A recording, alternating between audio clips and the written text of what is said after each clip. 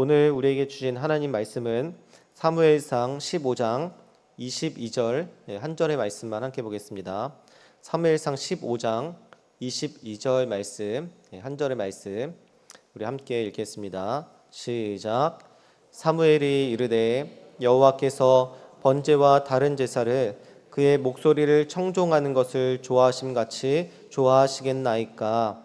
순종이 제사보다 낫고 듣는 것이 수량의 기름보다 나으니. 아멘.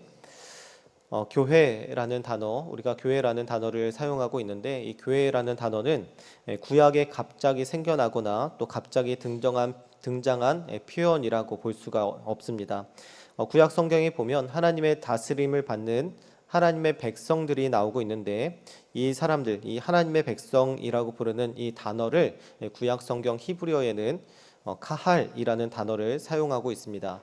그런데 이 카할이라는 단어가 헬라어, 신약 성경의 헬라어로 번역될 때는 어떻게 번역되냐면 에클레시아라는 이 단어로 번역이 됩니다. 그러니까 이 구약의 하나님의 백성이라는 카할과 신약의 교회라고 번역되는 이 에클레시아라는 단어는 전혀 다른 단어가 아니라는 것이죠.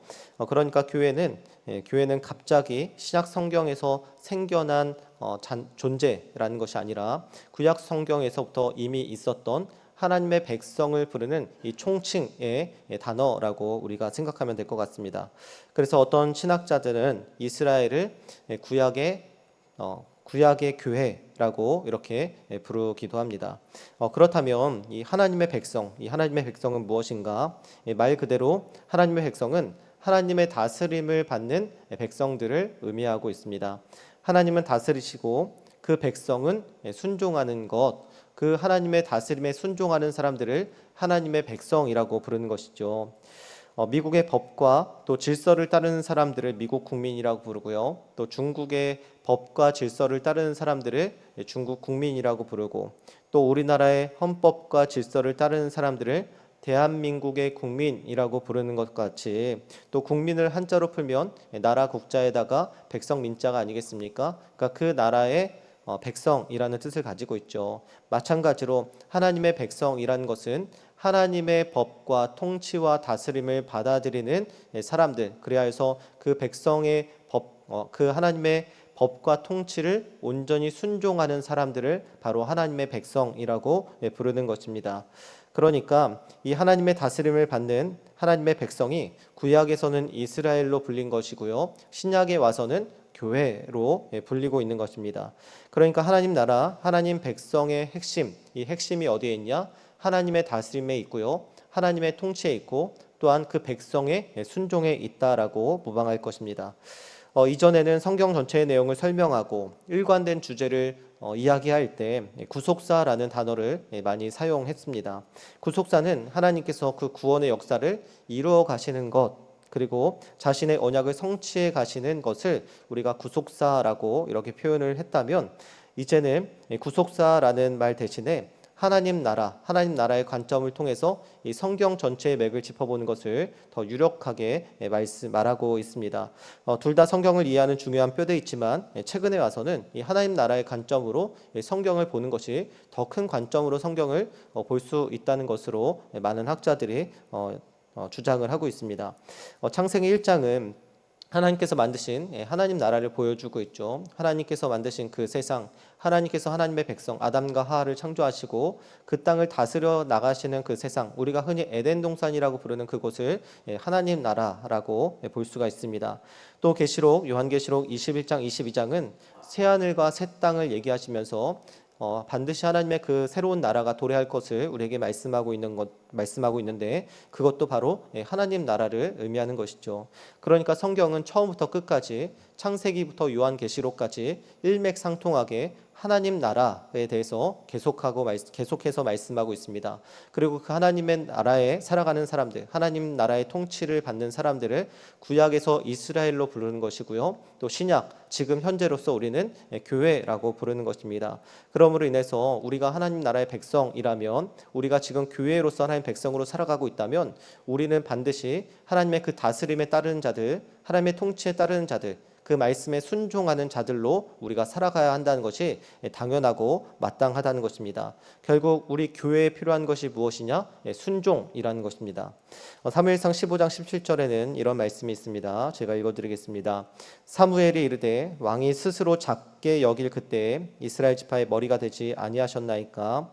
여호와께서 왕에게 기름을 부어 이스라엘 왕을 삼으시고. 이 말씀은 하나님께서 사울이 스스로를 작게 여길 그때에 이스라엘 지파의 머리가 되게 하셨고 이스라엘의 왕이 되게 하셨다라고 말씀하고 있습니다. 원래 사울은 겸손하고 순종하는 사람이었습니다. 사무엘상 9장에 보면 아버지 기스가 이 암나기들을 잃어버렸을 때 그 아들 사울에게 이 암나기들을 찾아오라고 명령을 내린 적이 있죠. 그때 사울은 그 아버지 말씀에 순종해서 암나기들을 찾기 시작합니다. 그런데 보통 사람들은 아버지의 명령에 따라서 암나기를 찾을 때 그냥 자기가 하루 정도 찾아보고 주변 지역을 좀 찾아보고 또 샅샅이 찾아보고 안 되면 다시 돌아오지 않습니까? 그런데 사울은 그렇게 하지 않고 에브라임 산지와 살리사 땅과 사알림 땅을 두루 다녔다라고 말씀하고 있습니다. 그러니까 이 살리사 땅과 사알림 땅은 이 사울이 사는 이 기브아로부터 30km 정도 떨어진 장소인데 그 지역을 샅샅이 훑고 다녔다는 것입니다. 그리고 하루만 찾은 것이 아니라 며칠을 걸쳐서 그 암나기들을 찾기 위해서 아버지 말씀에 순종하고 있는 모습을 이 사무엘상 9장에서 우리가 찾아볼 수가 있습니다. 그러니까 그만큼 아버지 말씀에 순종하는 자, 순종이 몸에 배겨 있는 사람이 이 사울이었다는 것입니다. 어쩌면 하나님께서 사울을 왕으로 뽑으실 때 사람들은 사울의 외적인 모습, 그 준수한 모습, 그리고 키가 큰 모습, 그런 외적인 모습을 통해서 그를 환호했을지 모르겠지만 하나님께서는 그런 겸손하고 순종적인 모습을 보고 이 왕으로 이스라엘 초대 왕으로 사울을 왕으로 삼으셨지 않았는가라는 그런 생각을 할 수도 있을 것입니다. 하지만 왕이 되고 권력이 집중되고 주변에 사람이 많아지게 되니까 이 사울은 하나님의 말씀에 순종하기보다 자신의 주장을 관철시키는 교만한 사람이 되기 시작했습니다. 이것은 사울에게만 해당되는 것이 아니죠. 모든 사람은 겸손한 것 같지만 우리 안에 이 교만한 마음이 있다는 사실을 우리는 알 수 있습니다. 교만할 환경이 주어지지 않아서 우리가 모를 뿐이지 그러한 환경이 주어진다면 언제든지 교만할 수 있는 것이 바로 우리 자신이라는 것입니다. 그래서 성경은 그렇게도 우리의 교만을 지적하고 있고요. 우리가 겸손해져야 될 이유에 대해서 말씀하고 있는 것입니다. 갑질이 그러한 형태의 대표적인 유형이지 않을까 생각이 됩니다. 많은 연예인들이 자기의 매니저와 코디네이터 주변 사람들에게 갑질을 해서 떠들썩하게 만드는 일들을 우리가 종종 볼 수가 있습니다. 무명일 때는 그렇게 겸손한 사람들이었는데 인기가 많아지고 자기가 뜨게 되니까 사람들을 무시하고요. 주변 사람들을 함부로 대하는 것입니다. 이것은 정치인들도 그렇고요. 기업인들도 그렇고요. 또 요즘에는 SNS가 발달되었기 때문에 큰 영향력 있는 사람들이 아닐지라도 그러한 사건에 휘말려서 구설수에 오르락내리락한 사람들을 우리가 볼 수가 있습니다. 성경에도 이러한 사람들을 찾아볼 수가 있죠. 솔로몬은 하나님께 지혜를 달라고 겸손하게 기도하며 또 하나님의 성전을 건축하고 또 하나님의 놀라운 복을 받은 사람이었지만 하나님을 의지하기보다 자신의 힘과 자신을 의지하고 또 자신의 힘을 과신했던 사람이었습니다. 수많은 이방 여인들과의 정략 결혼은 하나님보다 주변 나라를 의지하겠다는 이 솔로몬의 마음이었고요. 또 많은 성읍들을 건축하고 군비를 강화시킨 것은 하나님보다 자신의 힘과 국력을 의지하겠다는 그 솔로몬의 교만한 마음이 표현된 것입니다. 결국 솔로몬은 어떻게 합니까? 말년에 하나님을 떠나게 됩니다. 그렇게 하나님 앞에서 겸손하게 지혜를 달라고 구했던 그 솔로몬, 처음 왕으로 자기가 등극되었을 때 하나님 앞에서 겸손하게 엎드렸던 그 솔로몬이 자신의 힘이 강대해지고 나라가 국력이 강해지자 하나님을 떠나는 모습을 우리는 성경에서 볼 수가 있습니다. 우시아 왕도 마찬가지죠. 처음에는 하나님을 잘 섬기는 것 같았지만 나라가 강성해지고 주변 나라가 또한 잠잠해지자 그는 마음이 교만해져서 성전에 들어가 제사장 대신에 자신이 분향을 하려는 모습을 볼 수가 있습니다. 또 히스기야 왕도 어떻습니까? 아수르의 위협 속에서는 하나님을 철저히 의지하고요. 또 자기가 병이 들어 죽을 위기에 처해 있을 때는 하나님께 간절히 기도했던 모습을 우리는 성경에서 볼 수가 있습니다. 하지만 병이 낫자마자 자신의 국력을 자랑하는 교만한 모습을 보이면서 하나님께 경고가 주어지는 것을 볼 수가 있습니다. 모두가 하나님 앞에서 겸손한 사람이었지만 자신의 힘이 갖춰지자 하나님 앞에서 겸손한 사람이 아니라 교만한 사람이 된 것을 우리가 볼 수가 있었습니다. 이 사람들은 유다 왕국에 더 나은 왕을 찾아볼 수 없을 만큼 아주 하나님을 신실하게 따랐던 괜찮은 사람들, 괜찮은 왕이었습니다. 그 많은 왕들 중에서도 정말 손에 꼽힐 정도로 괜찮은 왕들이었는데 시간이 지나고 자신의 힘과 세력이 불어나자 하나님 앞에서 그들도 교만한 마음을 갖게 되었다는 것입니다. 그런데 어떻게 보면 이 사람들의 교만은 이해가 갑니다. 그만큼 많이 가졌고 그만큼 강력했고 그만큼 높은 위치에 있었기 때문입니다. 그 나라에 이 사람들과 견줄 만한 사람이 없었기 때문에 어쩌면 이 사람들의 교만이 당연하다라고 볼 수도 있을 것입니다. 그런데 우리는 어떻습니까? 우리는 별로 가진 것도 없고요. 아는 것도 별로 없고요. 큰 권세와 권력을 가진 것도 없는데 우리는 교만해진다는 것입니다. 어떤 크리스천 배우가 자신을 그리스도인이라고 밝히고 또 어려운 사람을 돕는 NGO 단체에 자기가 소개되는 그런 장면이 있었습니다. 그런데 어느 날 자신의 SNS에 온갖 명품으로 도배한 사진을 올렸습니다. 그것이 화제가 되었고요. 많은 사람들에게 비난을 받았던 적을 제가 본 적이 있습니다. 우리는 항상 그리스도인으로서 하나님 앞에 교만하지 말고 겸손해야 합니다. 또 하나님 앞에서 교만하지 않는가 항상 자신을 점검해 보아야 합니다. 그리고 하나님 앞에서 마땅히 겸손한 삶을 살아가야 한다는 것입니다. 잠언 16장 말씀에 이렇게 말씀하죠. 교만은 패망의 선봉이요 거만한 마음은 넘어짐의 앞잡이라 라고 말씀하고 있습니다. 우리들 겸손하게 하나님 앞에서 늘 철저히 낮아지는 마음으로 하나님 섬기는 마음으로 그렇게 살아가야 될 줄로 믿습니다. 그럴 때 하나님께서 우리를 높여주시는 것이죠. 야고보서 4장 10절은 이렇게 말씀합니다. 주 앞에서 낮추라. 그리하면 주께서 너희를 높이시리라. 우리가 스스로를 높이는 것이 아니라 하나님 앞에서 겸손할 때 하나님께서 우리를 높여주신다는 사실을 여러분들이 기억하시기를 바랍니다. 오늘 본문의 말씀을 보니까 청종이라는 단어가 자주 쓰이는 것을 볼 수가 있습니다. 원래 오늘 본문의 말씀은 사무엘상 15장 15절에서 16절에서 35절까지의 본문의 말씀인데 오늘은 너무 길어서 22절 한 절만 말씀을 읽었습니다. 그런데 16절에서 35절 말씀에 보니까 이 청종이라는 단어가 반복적으로 사용되는 것을 볼 수가 있습니다. 19절에 사용되고 20절에 22절, 24절에 이 청종이라는 단어를 사용하는 것을 볼 수가 있습니다. 청종이라는 것은 말하는 대로 듣고 행하는 것이라는 의미를 가지고 있습니다. 즉 오늘 본문 말씀에서 사울을 통해서 우리에게 말씀하시고자 하는 것이 무엇이냐면 우리가 하나님 말씀에 청종해야 된다는 것을 우리에게 말씀하는 것입니다. 우리가 성경을 읽고 말씀을 묵상하고 설교를 듣는 것은 단순히 귀가 즐겁게 하거나 또 눈이 즐겁게 하기 위해서 그것을 읽고 듣는 것이 아니죠. 단순히 지식을 축적하거나 깨달음의 기쁨을 얻기 위해서 우리가 말씀을 듣고 읽는 것이 아닙니다. 물론 여러분 지식이 중요하지 않는다는 것은 아닙니다. 이 교회에 있어서 이 기독교 역사에 있어서 기독교 신앙에 있어서 지식은 너무나 중요합니다. 이 지식을 아는 것은 우리 신앙에 굉장히 유익합니다. 하지만 하나님께서 이 말씀을 우리에게 주신 이유 그것이 무엇인지 우리는 더 곰곰이 생각해 보아야 한다는 것입니다. 바로 하나님께서 우리에게 이 말씀을 주신 것은 우리의 순종을 위해서 이 말씀을 주셨다는 것입니다. 우리가 하나님의 백성으로 순종하는 자들이 되게 하시기 위해서 하나님의 말씀인 성경을 우리에게 주셨다는 것입니다. 그런 의미에서 사무엘상 15장 22절 오늘 본문의 말씀을 우리 함께 다시 한번 읽어보겠습니다. 시작. 사무엘이 이르되 여호와께서 번제와 다른 제사를 그의 목소리를 청종하는 것을 좋아하심같이 좋아하시겠나이까. 순종이 제사보다 낫고 듣는 것이 수량의 기름보다 나으니. 아멘. 사무엘은 하나님의 말씀보다 백성들의 말과 눈치를 본 사울에게 순종이 제사보다 낫고 또 듣는 것이 순양의 기름보다 낫다라고 분명하게 말씀하고 있습니다.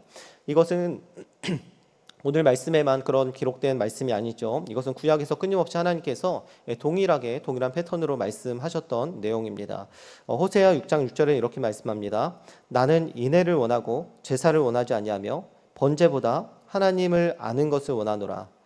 또 이사야 1장 11절 말씀에서는 여호와께서 말씀하시되 너희의 무수한 재물이 내게 무엇이 유익하뇨? 나는 수량의 번제와 살찐 짐승의 기름에 배불렀고 나는 수송아지나 어린 양이나 수점수의 피를 기뻐하지 아니하노라. 하나님께서 무수한 재물이 내게 무슨 유익이 있겠느냐? 또 수량의 번제와 살찐 짐승의 기름에 나는 이미 배불렀다라고 말씀하고 있습니다. 이것이 무엇을 말씀하고 있습니까? 이스라엘 백성들이 제사와 제물은 끊임없이 드리는데 하나님 앞에 순종하지 않았을 때 하나님께서 그것을 기뻐하지 않는다라고 말씀하고 있는 것이죠. 또 아모스 5장 말씀입니다. 너희가 내게 번제나 소제를 드릴지라도 내가 받지 아니할 것이요 너희의 살찐 희생의 화목제도 내가 돌아보지 아니하리라. 오직 정의를 물같이 공의를 마르지 않는 강같이 흐르게 할지어다. 그러니까 번제나 소제를 드릴지라도 하나님께서 그것을 보지 않는다고 말씀하고 있습니다. 너희가 오직 정의를 물같이 공의를 마르지 않는 강같이 흐르게 할지어다. 너희가 정의와 공의의 삶을 산다면 내가 어찌 그 재물을 받지 않겠느냐? 내가 어찌 그 제사를 받지 않겠느냐라고 말씀하고 있는 것이죠. 또 미가서 6장 말씀입니다. 여호와께서 천천의 수량이나 만만의 강물 같은 기름을 기뻐하실까?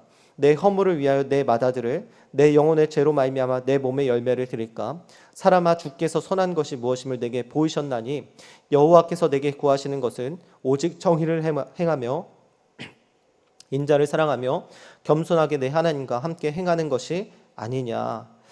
이 말씀들이 계속 구약 성경에 반복되는 것을 볼 수가 있습니다. 이런 말씀들이 너무 많아서 제가 몇 가지만 여러분들의 말씀을 드리는 거예요.